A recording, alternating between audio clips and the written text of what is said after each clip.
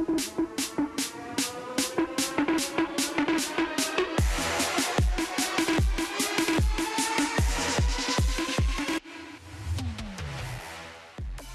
right, let's get back to some cricket now. Just like their male counterparts, touring West Indies women surrendered their T20 series, losing the third and final game by 60 runs against India at the D.Y. Patel Stadium in Mumbai. Gerard Marsili has the recap. Hayley Matthews maintained her perfect toss record on this Indian tour, asking the visitors to set another target for the Windies to chase in this series decider. Uma Shetty failed once again, but that was the only ray of sunshine for the Caribbean side in the innings. Captain Smriti Mandana led the charge for the hosts, who were eager to seal the series. The left-hander was comfortable against the Windies bowlers, and it showed with her third consecutive half-century of the series, smashing 77 of 47 deliveries, including 13 fours and a six. The score was 143 for 3 when Mandana was removed, but Risha Ghosh picked up from where her captain left off. And as if the Windies women weren't already dejected, Ghosh rubbed salt into the wounds with some incredible striking. She hit 8 boundaries in her 21-ball innings, 3 fours and 5 sixes. And in the final over, the wicketkeeper brought up a historic half-century. In style,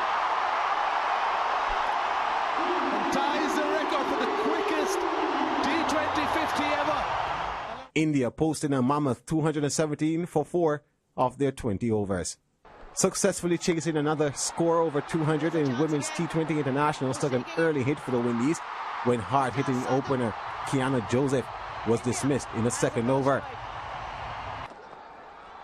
Her dismissal brought Deandra Dottin to the crease earlier, and she managed to add 25 runs to the pursuit of 218. But things took a bad turn for the Windies when they lost their 2 seniors, first Matthews for 22, and then Dottin shortly after, to leave the score at 62 for 3. Chanel Henry did try to restore some hope to the innings, smashing 4 sixes in her top score of 43 from 16 deliveries.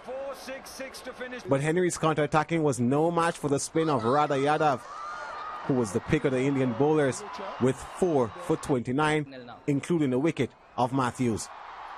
West Indies restricted to 157 for 9 in the end to lose the match by 60 runs and the series 2-1.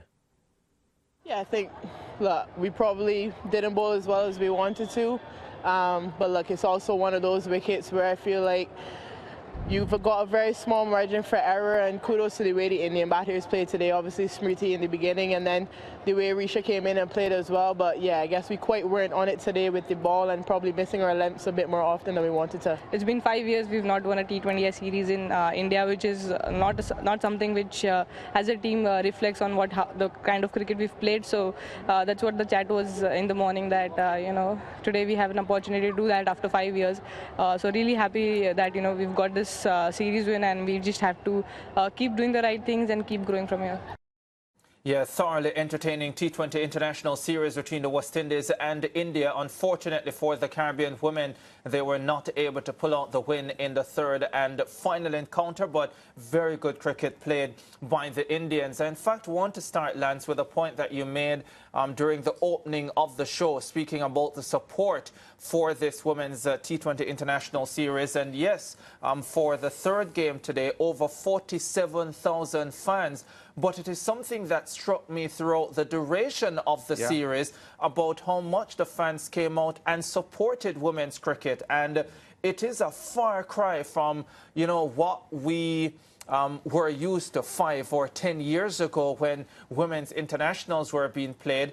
And I thought that was just wonderful to see. Yeah, it certainly was. It made you realize, if you didn't know before, how much women's cricket is gaining traction among the fans. And I know Indian cricket fans are avid, and they are, more supportive than most other cricket fans in other global cricket jurisdictions. But over 47,000 watching a women's international is mind-boggling. And the support, not only that they were there, but the way they cheered every ball and the way they supported their team, India had to win this match. It was their fans and the country invested in the series. You heard Bridget saying that they hadn't won a T20I series since 2019, so they'd gone 5 years without winning a home series. So there was a lot banking on this match, and the fans helped to take them there. Yeah, and they certainly rose to the occasion. You know, it was a good start for the West Indies. Chanel Henry, who I think, I've said this before, and I'll say it again, part of the West Indies women getting to where they want to in terms of being one of the best teams in the world and maybe ultimately being the best team in the world, players like Chanel Henry have a significant role to play in helping them to that, because Chanel is brilliant with the ball, and today, for the first time in a while that we were able to see, she showed her quality with the bat as well. But she was able to get the West Indies off to a good start, getting a wicket in her first over. But after that, for me, Lance, the bowling was poor, and that is what really let the West Indies down in this match. I felt that generally the bowlers were all over the place. At no point throughout the course of the innings did it appear to me that the West Indian bowlers were operating to any set plans.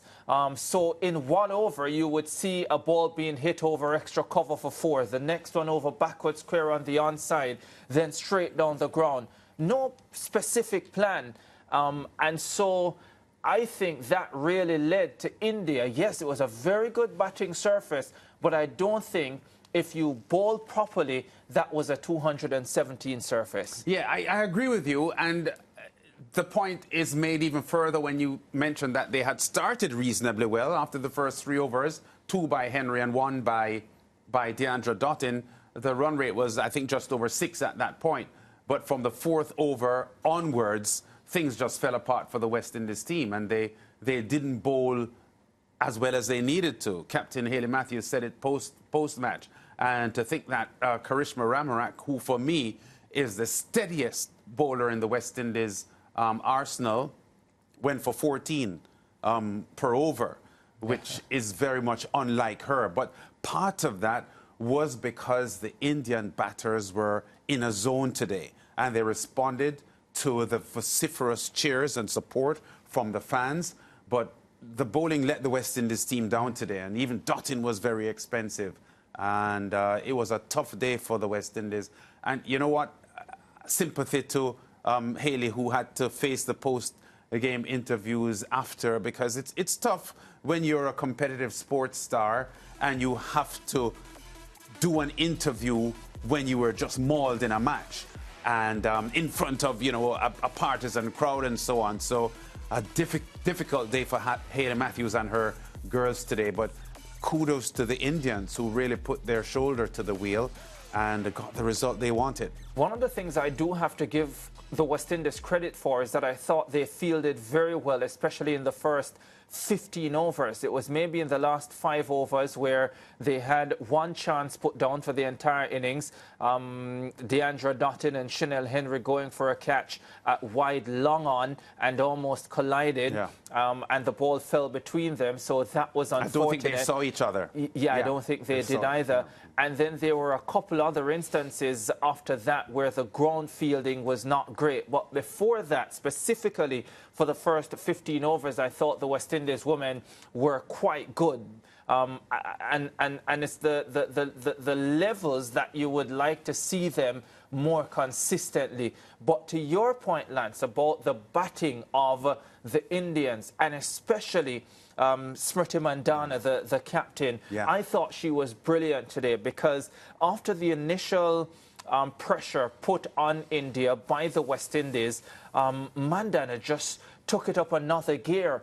And she was not playing ill-advised cricket shots. She was playing proper cricket shots. She was assessing where the fielders were, and she was splitting them at will.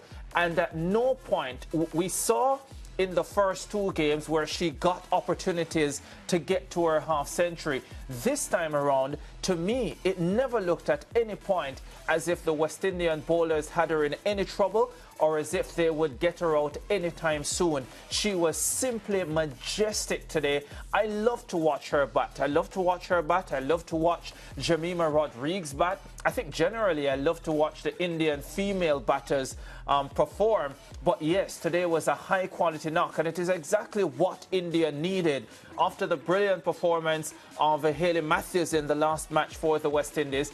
They needed someone to step up for them today, and Smriti Mandana did so in no uncertain terms, and I thought it was a high quality innings, chanceless innings, and yeah, for me it changed the course of the game. Although, Lance, after her dismissal, West Indies still had a chance, because if they had been able to limit India to 170, maybe 180 from 143 for 3 when Mandana went, then you could have been looking at a different match. But then when Risha comes in and makes 54 from 21, it turns the match completely in India's favour. But I still put that down more to bad bowling on the part of the West Indies. We want to make the point that the Indians are ranked number 3 in the world at the moment, just behind Australia and England. And the Windies are ranked number 6. So based on world rankings, India were favourites to win the series. Having said that, and Hayley Matthews said it post-match, about the pitch being unforgiving and just small margin of errors. And we were discussing before if the West Indies, like the spinners, shouldn't have been a little bit more zippy with how they put the ball in and not be as slow with so much flight with the ball, giving the Indian batters time to position themselves and shape themselves to hit the shots that they wanted. So that could have been a strategy for the West Indies bowling today when things were beginning to get difficult, just as spinners to put a little more pace on the ball to give the Indian batters less time to decide on what they wanted to do. Yes, I think that's a pretty good point. The other thing that I kept thinking while I was watching the India innings, and I remember the 50-over World Cup, I think it was, what was that, 2019, when Courtney Walsh was the head coach and the West Indies had that massive upset win. I think it was their opening game against New Zealand, where Deandra Dottin starred at the back end of that one.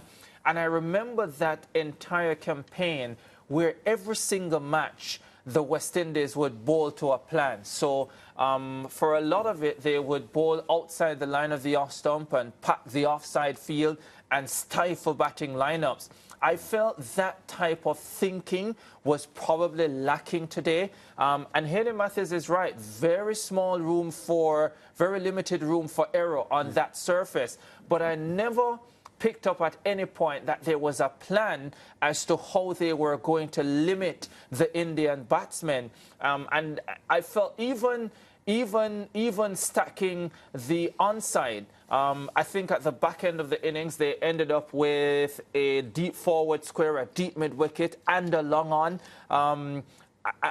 And it prevented a lot of those shots, because we saw a lot of times where the Indian batters were able to get down the wicket and hit over mid-wicket in a vacant deep mid-wicket position, and that was plugged late on. We saw when the West Indians batted that the Indians were able to plug that area very early in the innings, which limited the scoring of the Caribbean women. So that sort of planning and thinking, I think, was missing throughout the course of the West Indies innings. And if there's any disappointment for me, that would be it. But once India made 217 runs, it was always going to be difficult for the West Indies to make a real run of it. Don't forget, though, the only team in the history of women's T20 internationals to chase over 200 is the West Indies. They did that against Australia not so long ago with Hayley Matthews scoring 100, but it was always going to be difficult today. Yeah, and it was an all-time team best performance by India with a bat. They never scored 217 ever in their history in a T20 international. And I pretty much agree with you that after the Indian team batted, it was very difficult to conceive a West Indies victory. In fact, Lance, 2 of their 4 highest scores in T20 internationals came in this series, because remember, they scored 195 in the first T20 international as well. So a lot of thinking for the West Indies to do in terms of those bowling plans. and how they will limit the Indians going into the one-day international series. The other point I wanted to make quickly was on the batting. I did make the point about Shemaine Campbell at the end of the second T20 and the way she was able to access areas down the ground and on the offside as well. We know she's brilliant, square out the wicket on the onside.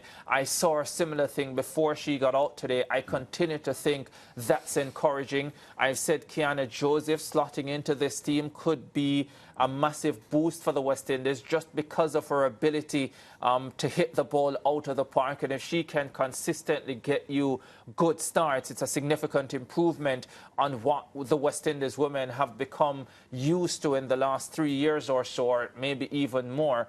I'm also clearly impressed with Chanel Henry, and I think she is potentially a world beater. And I think her performance today, especially with the bat, is an indication of what she is capable of producing. So I really do see a lot of positive signs for the West Indies women moving forward. And a critical part of that is Deandra Dottin and what she brings to the overall unit. Yeah. And we still hope, Lance, that, you know, the great Stefani Taylor will have a few more quality years left in her if she can stay injury-free. Yeah, and I'm very keen to hear the coach, Shane Dietz's response to this defeat, because he was very caustic in his criticism of how the team played when they lost the first T20 International. They didn't play as badly today as they did in the first T20, but I'm keen to hear his assessment of what went wrong for them today. Although, you know, looking on from a distance, a lot of what went wrong for them today was India's brilliance. Yeah. I mean, I think they could have done better, especially with the ball, as I said, but India were on song today. And sometimes you are limited in your performance to what your opponents allow you to do. And I think India were really outstanding today. Yeah, I certainly agree with you. And with the crowd behind them, it really was difficult to keep them at bay. But hey, girls, better bowling next time. One day international series coming up. It will be on your home of champions as well, SportsMax. So stay tuned. Don't have to go anywhere to see West Indies women in action. Let's take a break. We'll be back with more Zone Update 2. We have NBA to discuss and interactive still to come.